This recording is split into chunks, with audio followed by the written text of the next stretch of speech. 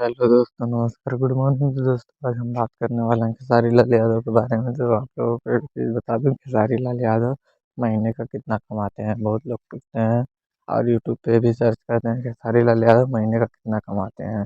तो मैं बता देना चाहता हूँ आप लोग, खेसारी लाल यादव महीने का कितना कमाते हैं। इसी टॉपिक पे आज बात करने वाले हैं, खेसारी लाल यादव महीने का कितना कमाते हैं, उनकी इनकम कितनी है।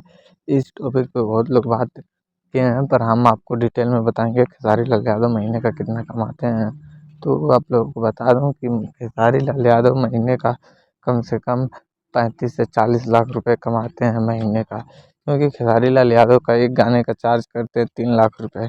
तो महीने में उनका 4 से 5 गाना आता है, तो 9-10 लाख रुपए वैसे ही हो जाता है। उसके बाद स्टेज शो करते हैं, स्टेज शो का 8 लाख रुपए 5 लाख रुपए ऐसे लेते हैं। तो महीने में उनका 2-3 स्टेज शो भी हो जाता है। और खेसारी लाल यादव का और जो एक यूट्यूब चैनल है, यूट्यूब चैनल से भी 3-4 लाख रुपए आता है।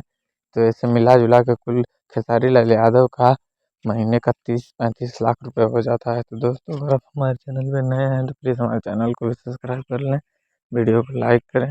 खेसारी लाल यादव से जुड़ी अपडेट पाने के लिए चैनल को सब्सक्राइब